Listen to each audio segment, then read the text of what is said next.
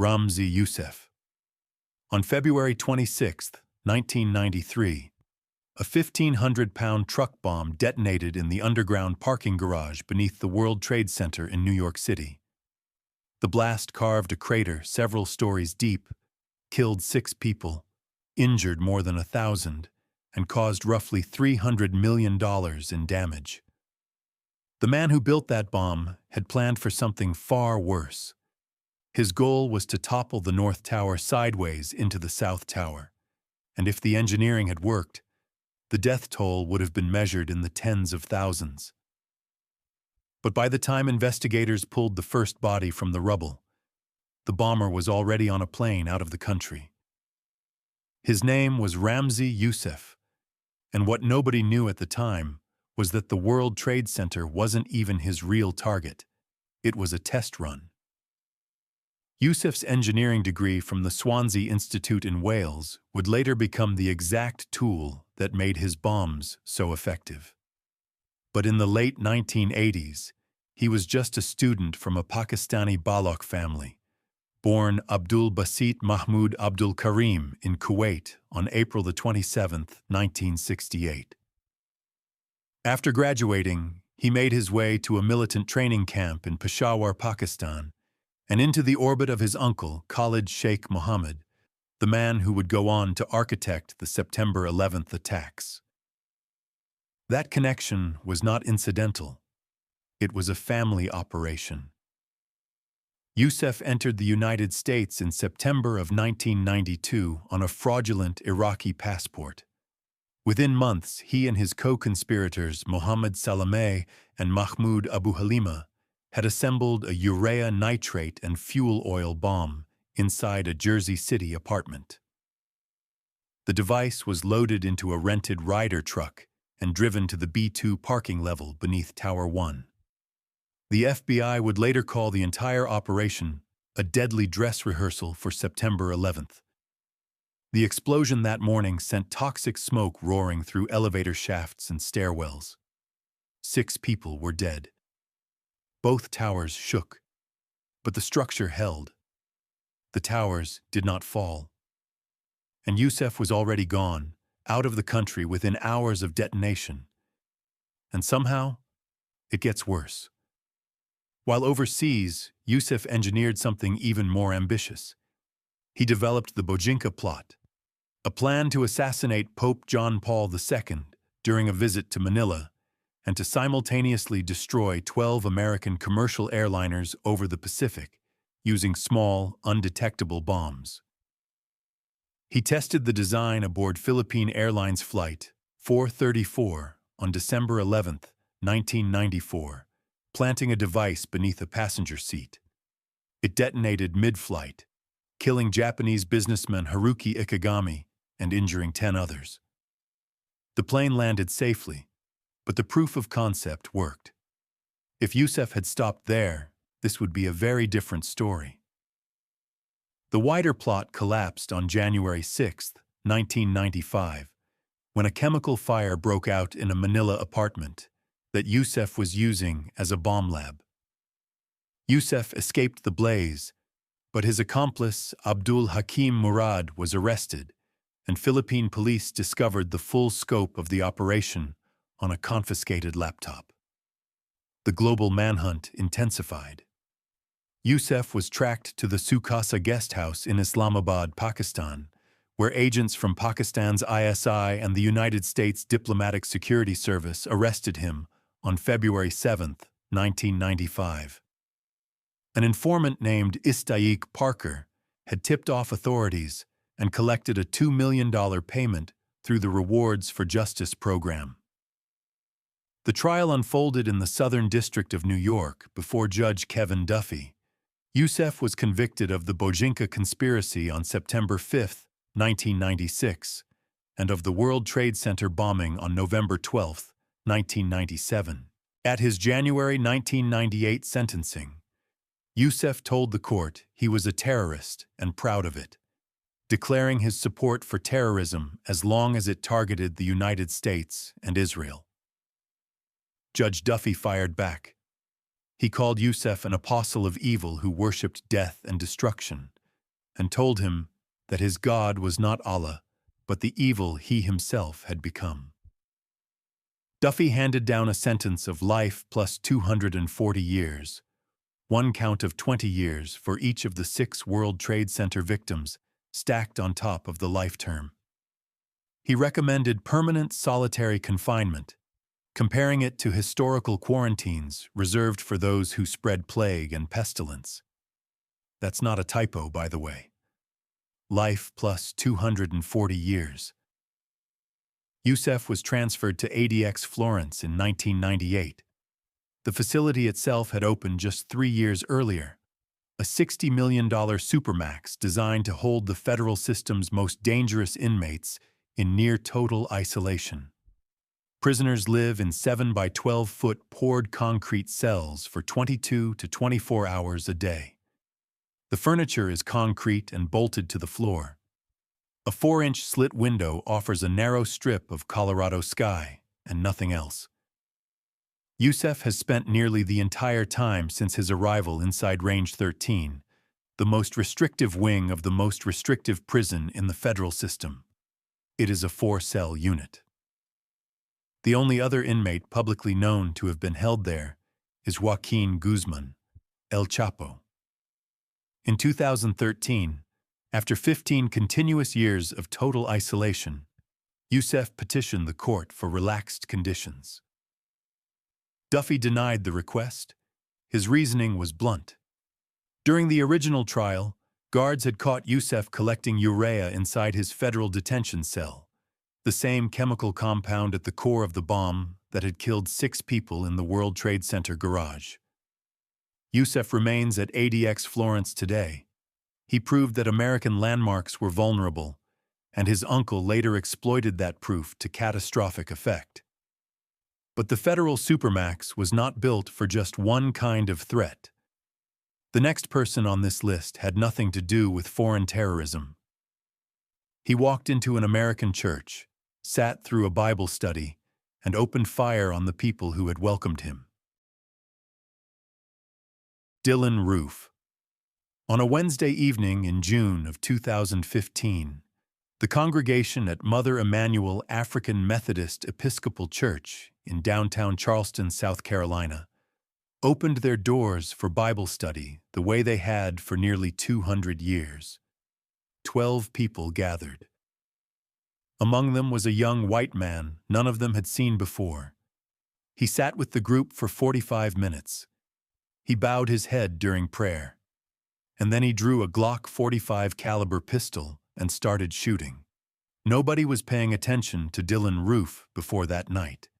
He was a 21-year-old unemployed high school dropout living near Columbia, South Carolina, with no criminal record that would have flagged him to law enforcement and no public profile of any kind. That was about to change in the worst possible way. Federal prosecutors would later describe Roof as self-radicalized, a process that began with a single internet search. In the wake of the Trayvon Martin case, Roof typed the phrase "black on white crime" into a search engine, and the results pulled him into white supremacist forums, websites, and ideology. He fell deep and fast, absorbing content that framed racial violence as a historical duty. He built a website called lasterhodesian.com and published a 2,400-word manifesto praising segregation, venerating the apartheid regimes of Rhodesia and South Africa, and laying out his belief that a race war was both inevitable and necessary. 9 people died that Wednesday evening. Senior pastor and South Carolina State Senator Clementa Pinckney, Cynthia Hurd, Susie Jackson, Ethel Lance, Reverend DePayne Middleton Dr., Tywanza Sanders, Reverend Daniel Simmons, Reverend Sharonda Coleman Singleton, Myra Thompson. The youngest was 26. The oldest was 87. All of them were African American. All of them were unarmed. All of them had welcomed a stranger into their circle because that is what their church had always done. You'd think someone would have said something. Nobody did. There was nothing to raise alarm during those 45 minutes. Roof looked like a quiet young man who had wandered in to listen. Survivors later told investigators he nearly changed his mind because the group had been so kind to him. He went through with it anyway. He reloaded multiple times. Then he walked out, got in his car, and drove north. He was arrested the next morning during a traffic stop in Shelby, North Carolina, roughly 250 miles from Charleston. A local citizen had recognized his vehicle from the news. Roof confessed to the FBI within hours and told agents his explicit purpose had been to start a race war. The federal trial before Judge Richard Gergel resulted in a conviction on all 33 counts on December 15, 2016, including 9 counts of hate crime murder and obstruction of the free exercise of religion resulting in death. That verdict made Roof the first person in American history convicted of a federal hate crime carrying the death penalty. It had never happened before in the entire history of the statute. During sentencing, Roof chose to represent himself. Court filings make his reasoning clear. He wanted to block his own lawyers from presenting mental health evidence as mitigation. He did not want to be seen as mentally ill. He called no witnesses, presented no expert testimony, and offered no substantive closing argument. The prosecution, by contrast, called survivors and family members who testified to the devastation Roof had left behind. On January 10, 2017, after deliberating for roughly 3 hours, the jury voted unanimously for death. The Fourth Circuit upheld the sentence in August of 2021. The appellate judges wrote that no cold record or careful legal parsing could capture the full horror of what Roof did, and that his crimes qualified him for the harshest penalty a just society can impose. The Supreme Court declined his appeal in October of 2022. In a separate state case, Roof pleaded guilty to 9 counts of murder and received 9 consecutive life sentences. And no, I'm not making that up. Both a federal death sentence and 9 consecutive state life sentences, all for a single night. Now, one important correction.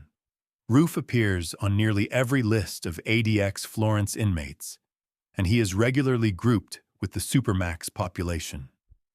But Roof is not actually held at ADX Florence.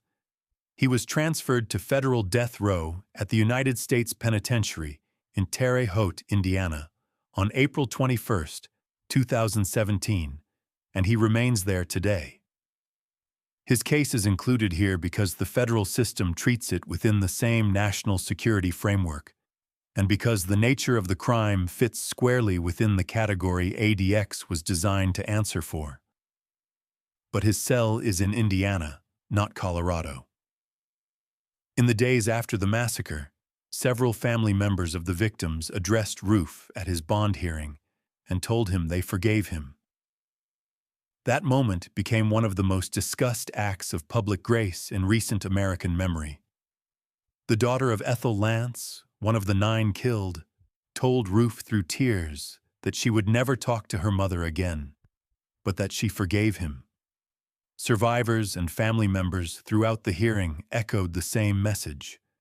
It was an act of faith that stunned the country.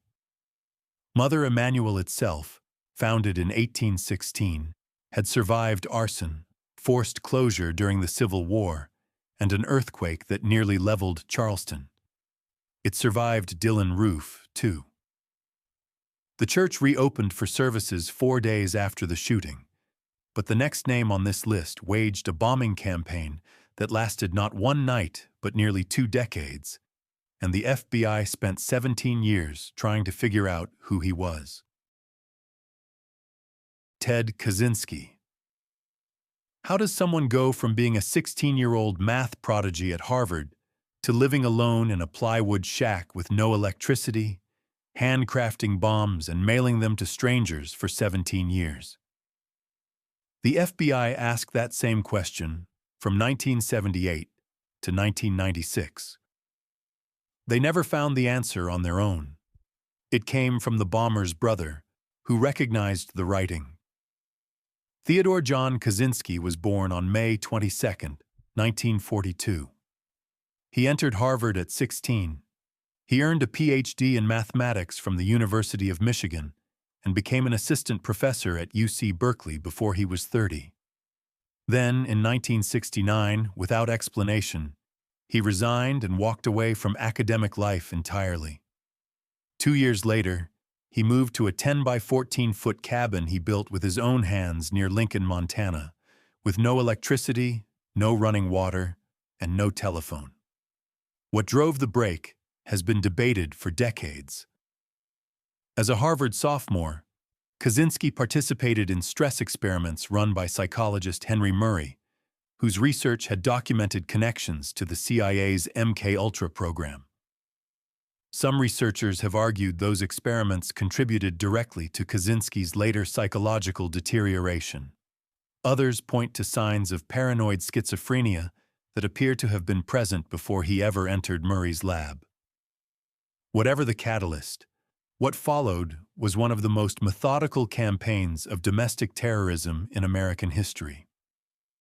From May of 1978 through April of 1995, Kaczynski mailed or hand-delivered 16 increasingly sophisticated explosive devices targeting universities and airlines.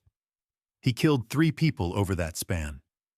Sacramento computer store owner Hugh Scruton in 1985. New Jersey advertising executive Thomas Mosser in 1994. California Forestry Association lobbyist Gilbert Murray in 1995. 23 others were injured. The FBI gave the case the code name Unabomb, short for University and Airline Bomber, and threw more resources at it than almost any investigation in Bureau history. It became the longest and most expensive manhunt the FBI had ever conducted. 17 years, hundreds of agents across multiple field offices, thousands of suspects interviewed. The investigation generated over 1 million documents. And in all of that time, the FBI could not identify a single viable suspect. The bombs were handcrafted with meticulous care, and Kaczynski left almost no forensic trail. He sanded the components to remove fingerprints, used homemade glue, and mailed the packages from locations far from his Montana cabin to throw off geographic profiling. But here is the detail that everyone missed at the time. The bomber wanted an audience even more than he wanted destruction. In 1995, Kaczynski sent a letter to several major newspapers demanding they publish his 35,000-word manifesto titled Industrial Society and Its Future. The text was obsessive, sprawling, and deeply specific in its argument that industrial technology was annihilating human freedom and that only violence could reverse the damage. Attorney General Janet Reno made the controversial decision to authorize the Washington Post to print it in full on September 19, 1995.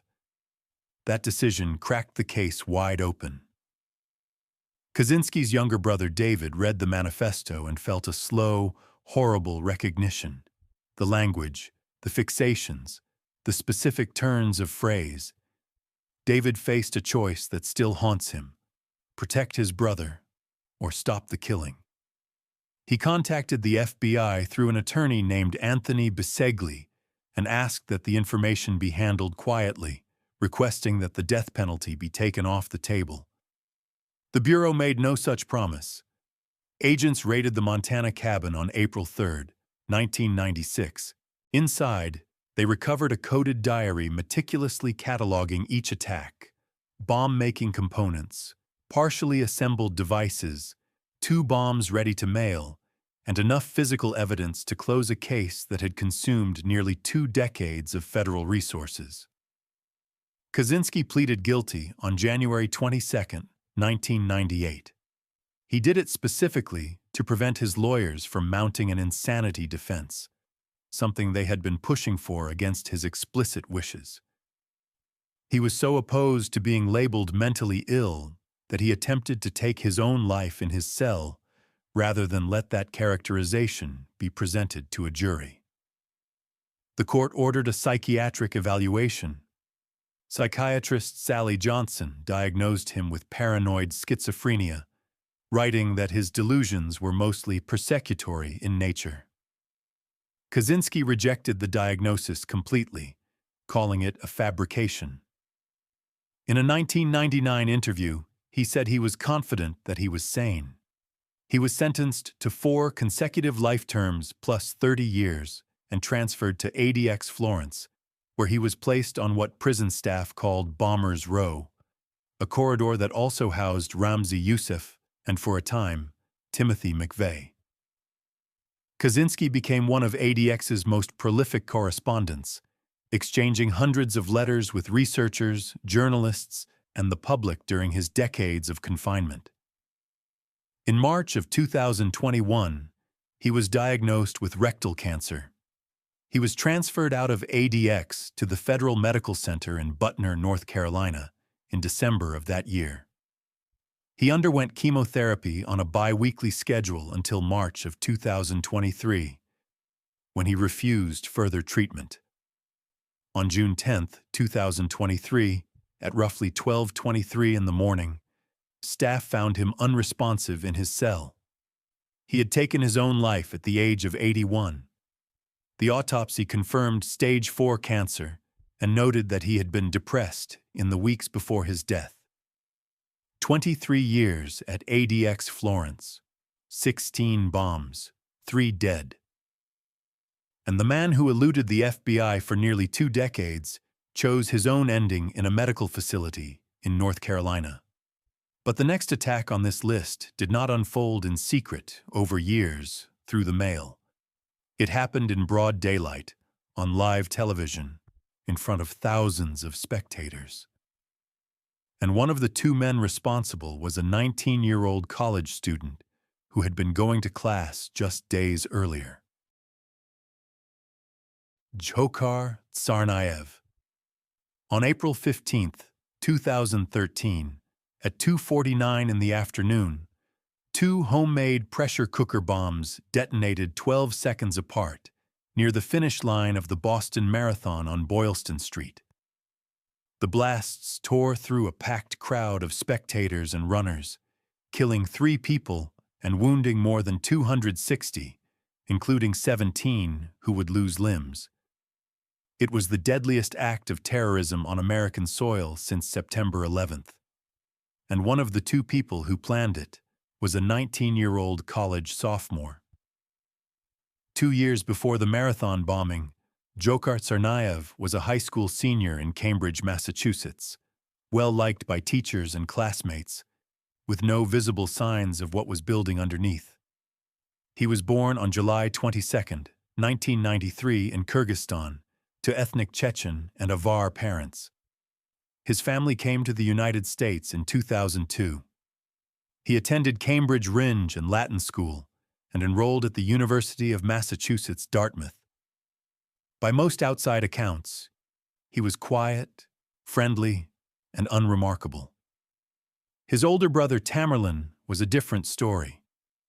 A former amateur boxer who had become increasingly devout and isolated, Tamerlan had traveled to Dagestan in 2012 and returned with a harder edge. Together, the brothers were radicalized through a combination of Inspire magazine, online jihadist propaganda, and Tamerlan's growing extremism. They built 2 bombs and packed them with BBs and nails designed to shred anyone standing within range. The devices detonated near the finish line 12 seconds apart. 29-year-old restaurant manager Crystal Campbell was killed. 23-year-old Boston University graduate student Lingzi Liu was killed. 8-year-old Martin Richard, who had been standing near the second blast site watching runners cross the finish line with his family, was also among the dead. The number of wounded exceeded 260, with injuries that first responders on Boylston Street described as unlike anything they had experienced before. 17 people lost limbs that afternoon, and the timing of what happened next was almost too precise to believe. For 3 days, the bombers moved freely through Boston. Then, on the night of April 18th, they killed MIT police officer Sean Collier while attempting to steal his service weapon.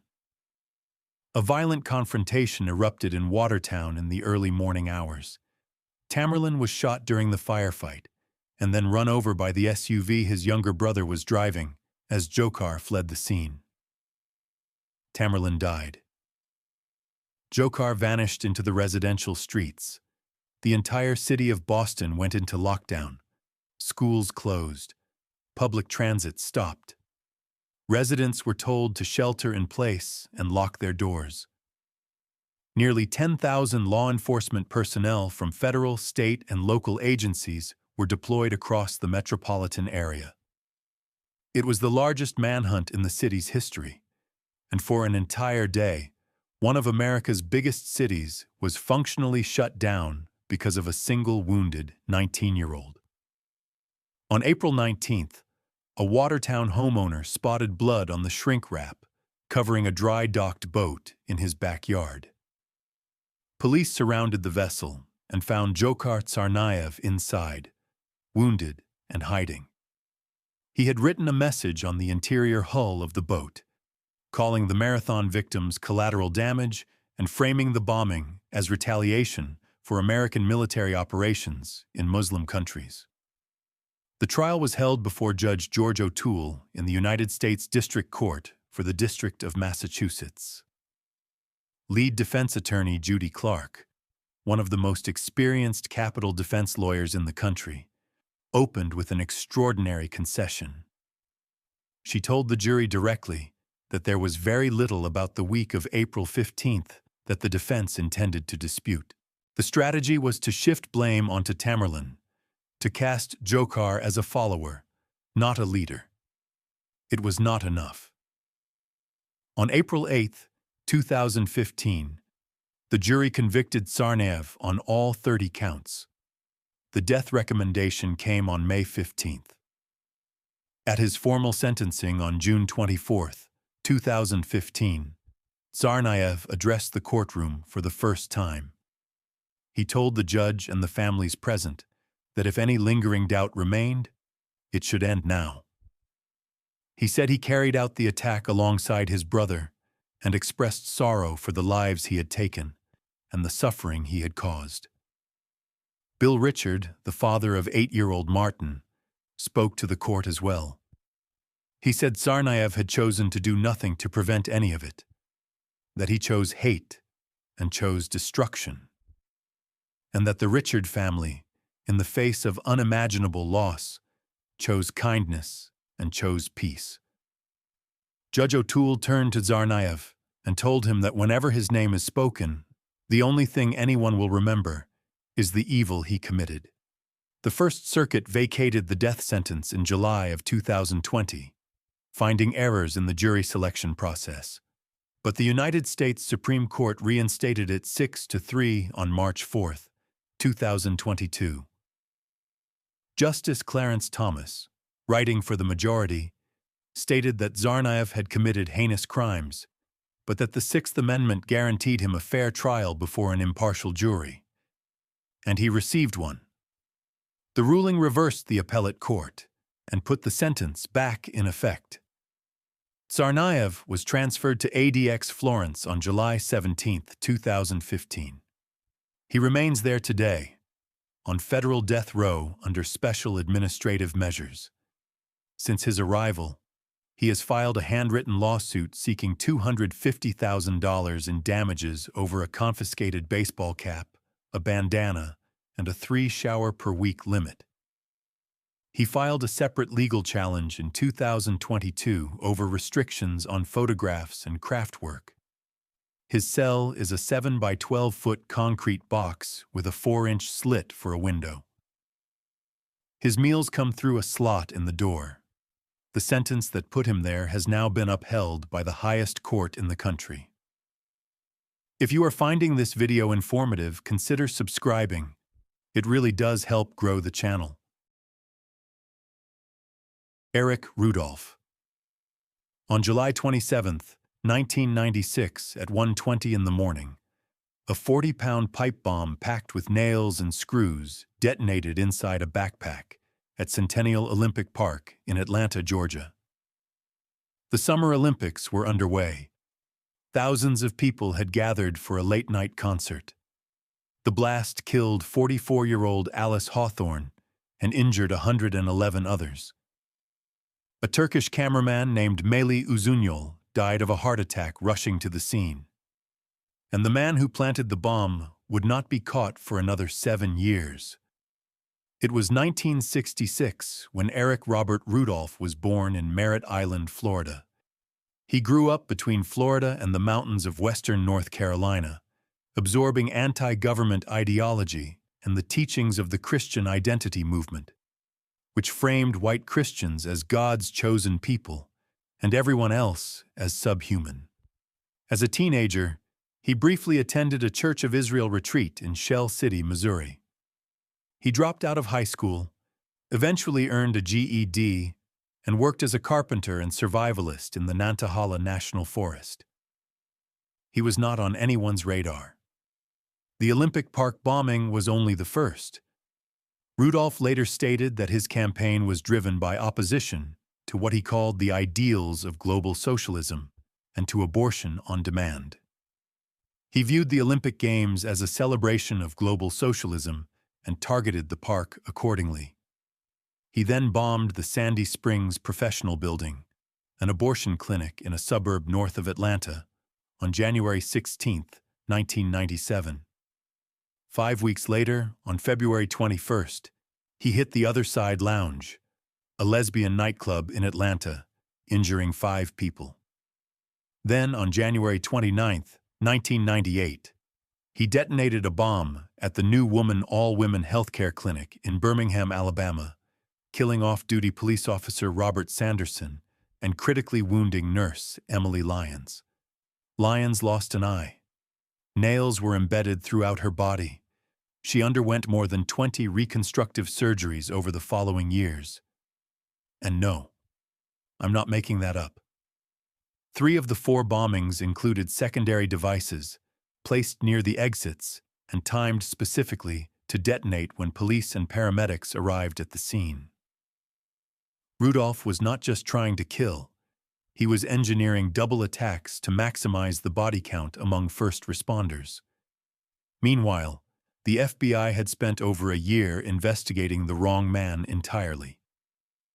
After the Olympic Park attack, security guard Richard Jewell, who had actually spotted the suspicious backpack and begun evacuating the area before the blast, was publicly identified as the Bureau's primary suspect.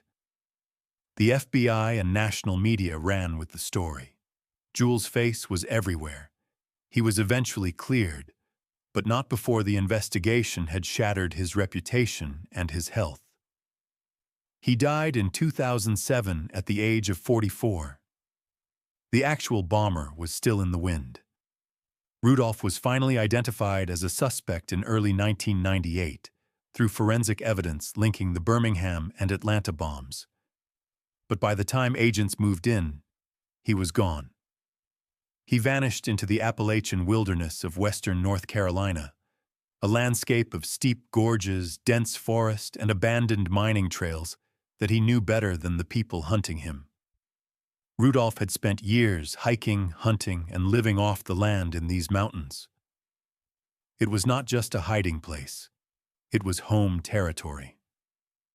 The FBI placed him on the 10 most wanted fugitives list and launched a search that would cost more than $24 million over 5 years. Helicopters, infrared cameras, tracking dogs, hundreds of agents from multiple federal agencies, even a dedicated task force set up in Andrews, North Carolina. The mountains gave up nothing. Rudolph survived by scavenging from dumpsters, eating acorns and salamanders, and sheltering in caves and abandoned structures. On May 31, 2003, a 21-year-old rookie officer named Jeff Postel spotted a man rummaging through a dumpster behind a Save-A-Lot grocery store in Murphy, North Carolina, at around 4 in the morning.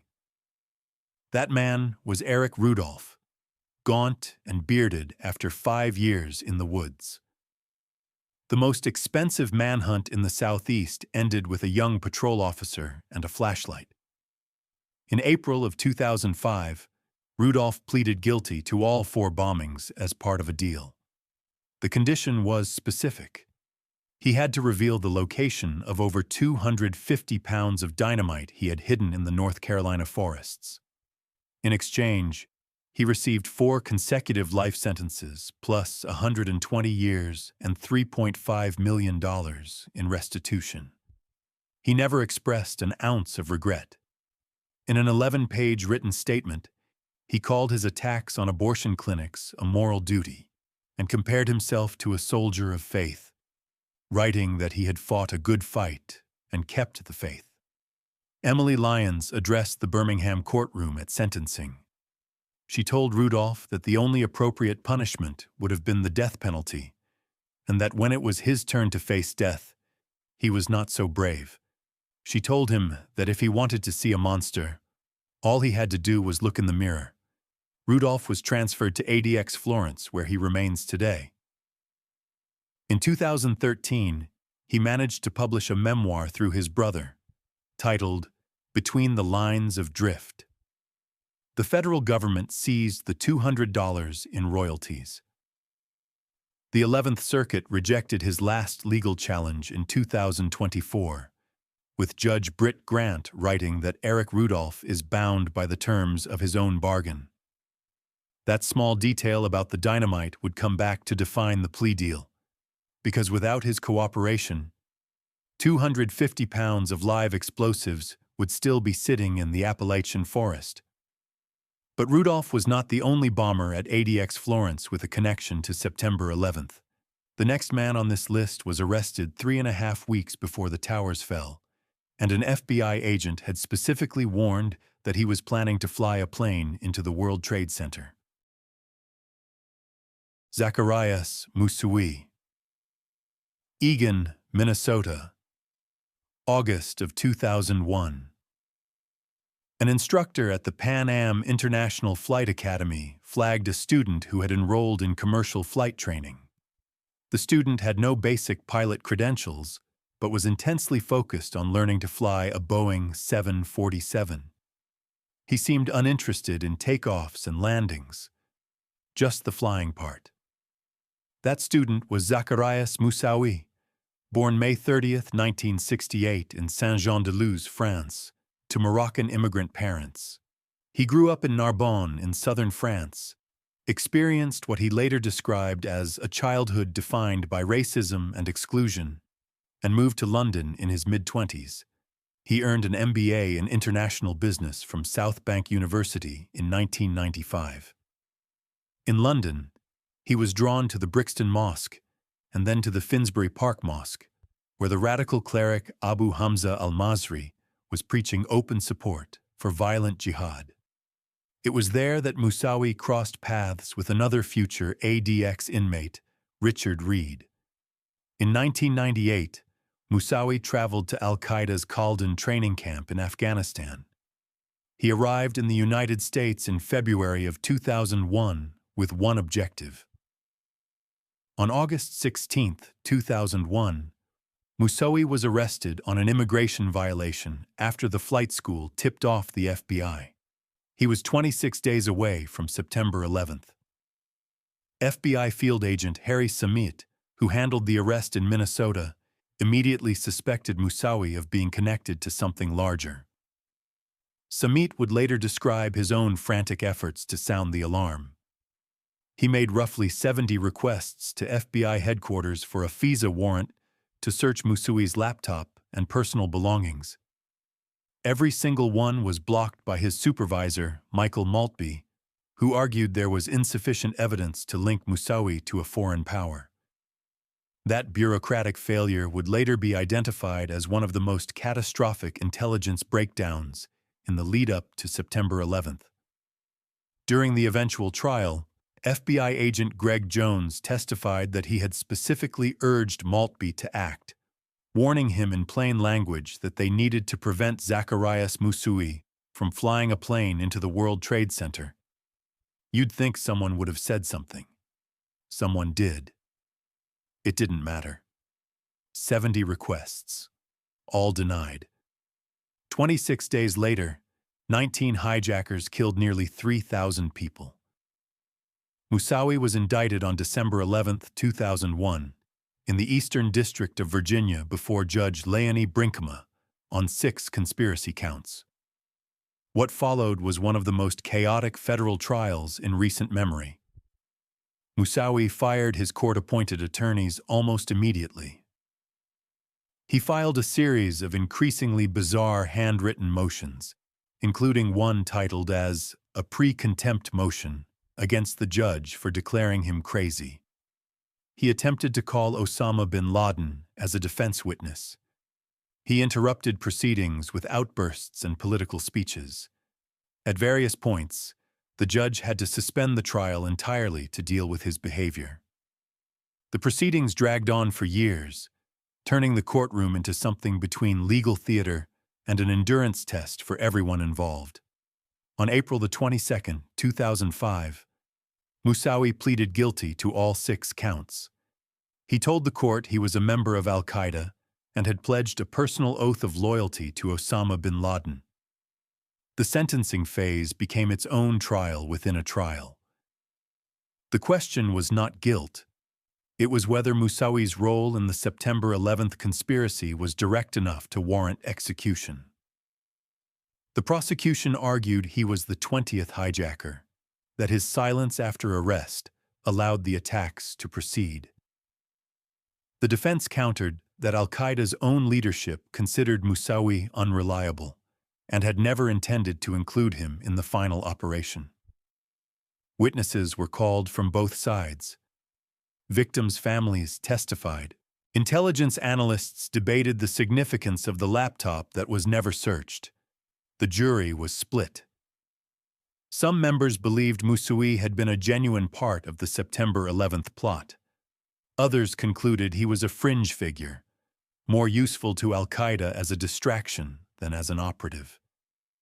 In the end, the jury declined to impose death and instead recommended 6 consecutive life sentences without the possibility of parole.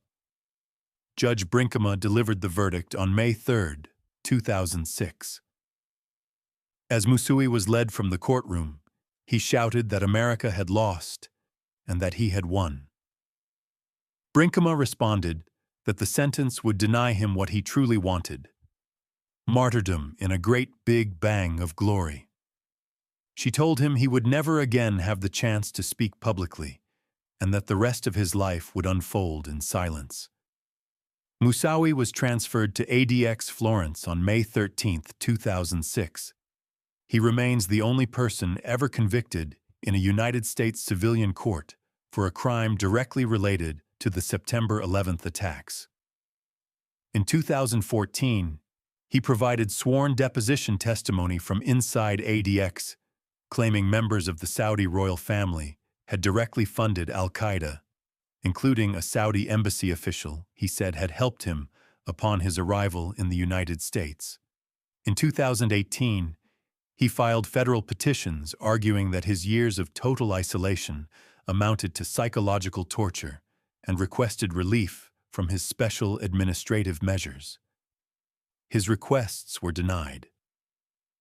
He sits in a concrete cell, alone, stripped of the audience and the spectacle he spent an entire trial trying to command. But Moussaoui was not the only man radicalized at the Finsbury Park Mosque who ended up at ADX Florence. The next person on this list attended that same mosque, trained at that same camp, and came within one match strike of bringing down a commercial airliner 3 months after September 11th. Richard Reed. On December 22, 2001, barely 3 months after the September 11th attacks, a man boarded American Airlines Flight 63 from Paris to Miami. He was 6'4", wearing a ponytail and high-top sneakers. The sneakers were packed with roughly 10 ounces of P10 and TATP plastic explosives, enough to blow a hole through the fuselage of the Boeing 767 and kill all 197 people on board. But this story does not start with that flight.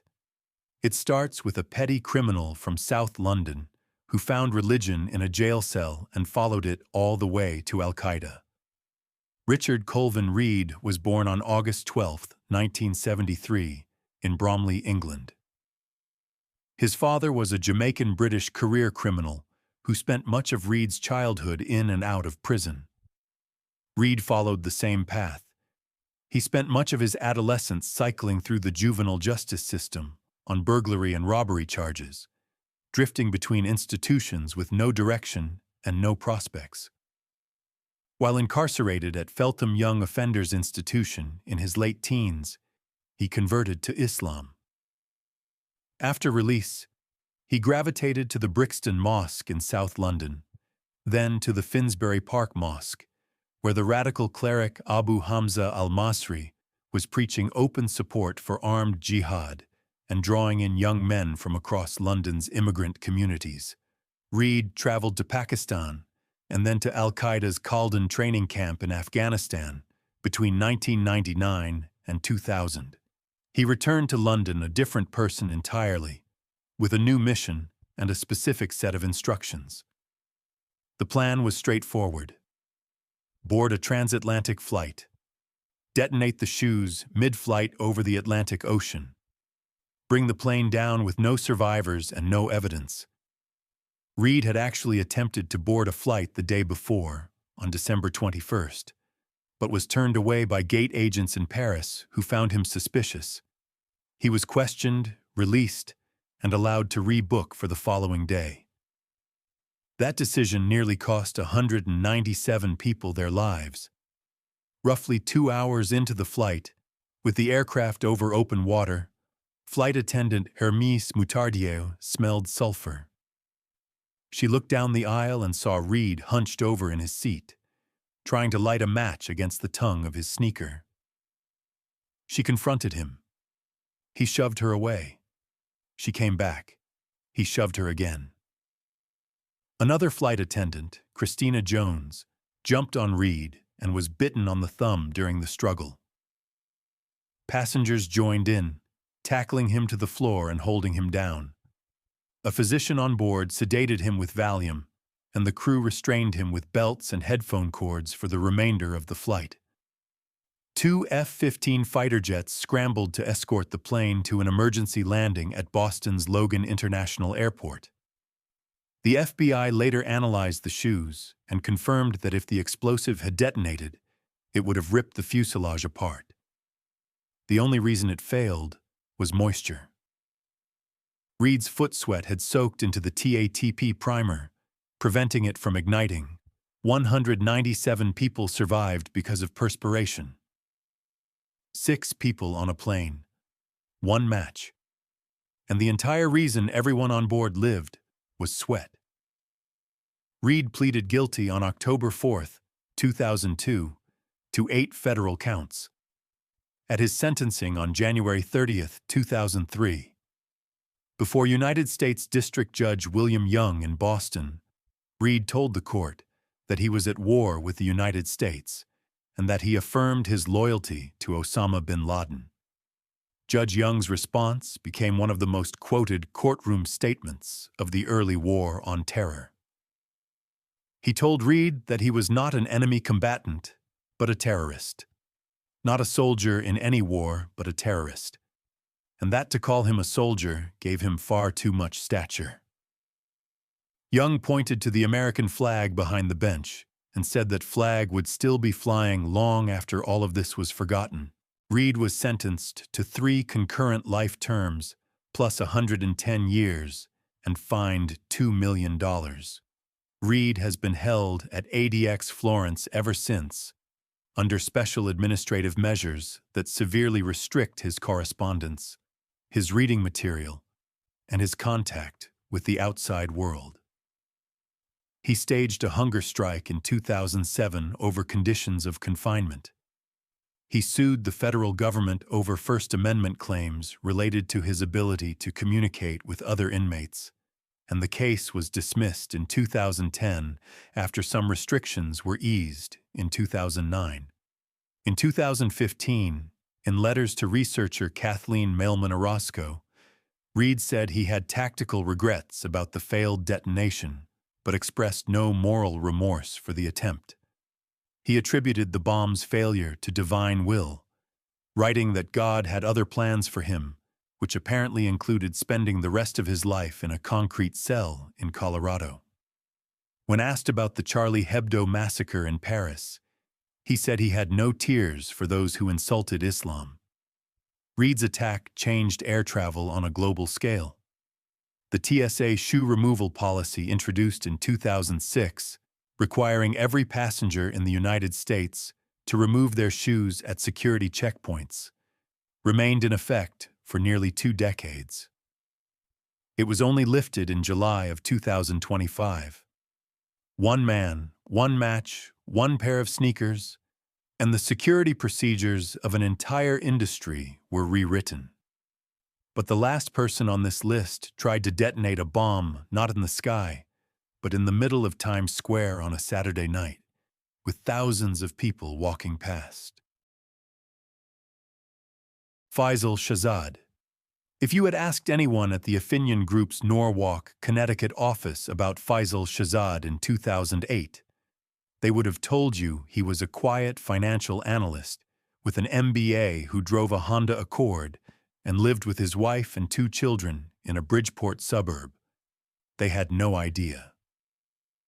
Shahzad was born on June 30, 1979, in Pakistan, to the family of a retired Pakistan Air Force vice marshal. He came to the United States on a student visa in 1998, earned both a bachelor's degree and an MBA from the University of Bridgeport, and built what looked from the outside like a conventional American immigrant success story. He worked as a financial analyst at Elizabeth Arden, then moved to the Affinion Group. He lived in Bridgeport with his wife and 2 children. He was naturalized as a United States citizen on April 17, 2009. But behind that surface, something had been shifting for years. Shahzad had become increasingly absorbed in the online sermons of Anwar al-Awlaki, the Yemeni-American cleric who served as al-Qaeda's most effective English-language propagandist. The shift accelerated rapidly. Less than 8 months after becoming a citizen, Shahzad quit his job, walked away from his family, and flew to Pakistan's tribal region to train with the Tehrik-e-Taliban Pakistan. He spent roughly 40 days in Waziristan. 5 of those days were dedicated to explosives instruction. He received about $12,000 in operational funding from the TTP. Then he flew back to Connecticut, withdrew savings, bought a used Nissan Pathfinder off Craigslist for cash, and started assembling a bomb in a way that suggested his 5 days of training were not nearly enough. On the evening of Saturday, May 1, 2010, at approximately 6:28 in the evening, Shahzad parked the 1993 Nissan Pathfinder at the corner of West 45th Street and 7th Avenue in Times Square. The SUV was loaded with 3 propane tanks, 2 5-gallon containers of gasoline, 152 M88 firecrackers, 2 alarm clocks rigged as detonators, and 250 pounds of fertilizer. It was a Saturday night in Midtown Manhattan. The sidewalks were packed with tourists, theatergoers, and street performers. Times Square on a warm weekend evening is one of the most densely crowded public spaces in the United States. And somehow, it gets worse. Or rather, it nearly did. The bomb failed. Shahzad had purchased the wrong type of fertilizer, a non-explosive variety that would not detonate. The device only smoldered, producing smoke but no blast. A street vendor named Dwayne Jackson and a Vietnam War veteran noticed smoke coming from the Pathfinder and flagged a nearby mounted police officer. Times Square was evacuated. If the bomb had been built correctly, the casualties on that block would have been catastrophic. The FBI and NYPD Joint Terrorism Task Force traced the vehicle identification number within 48 hours. They identified Shahzad and tracked his movements through cell phone records, financial transactions, and surveillance footage. On May 3rd, at 11:45 at night, customs officers pulled Shahzad off Emirates Flight 202 at John F. Kennedy Airport just minutes before it departed for Dubai. His name had been added to the no-fly list, while the plane was still being prepped for departure. But a gap in the airline notification system nearly allowed him to board undetected. He was less than an hour from leaving the country. Shahzad pleaded guilty on June 21, 2010, in Manhattan Federal Court before Judge Miriam Goldman Cedarbaum to all 10 counts, including conspiracy to use a weapon of mass destruction. He told the court he wanted to plead guilty 100 times over and warned that attacks would continue until the United States withdrew from Afghanistan, Iraq, and stopped drone strikes in Pakistan. There was no remorse. There was no ambiguity. He viewed the attempted massacre of civilians in Times Square as a justified act of war. At his October 5th sentencing, Cedarbaum imposed life without the possibility of parole. Shahzad stood in a white prayer cap and declared that war with Muslims had only just begun and that the defeat of the United States was imminent. Cedarbaum told him she hoped he would spend his time in prison reflecting on whether the Quran actually gives anyone the right to kill innocent people. United States Attorney Preet Bharara, who led the prosecution, stated publicly that the evidence showed the Pakistani Taliban had directly facilitated Shahzad's attempted attack on American soil, making it not just a lone wolf plot, but a state-supported operation that originated in the tribal regions and ended in the middle of Times Square. Shahzad was transferred to ADX Florence in late 2010. He remains there under special administrative measures that restrict virtually all communication with the outside world. Before the attack, he had recorded a 40-minute propaganda video for the Pakistani Taliban, shot in Waziristan, in which he quoted the Quran over footage of Times Square and declared that he had been trying to join his brothers in jihad every single day since September 11th happened. He sits today in the same federal Supermax as Ramzi Youssef, Richard Reed, and Zacharias Moussaoui. A concrete cell with poured concrete furniture, a 4-inch slit window, a life sentence with no end date and no possibility of release. 8 men, 8 attacks spanning 3 decades, and 1 prison in the Colorado mountains built to make sure none of them ever see the outside world again. Thanks for watching. Click here to see our next video.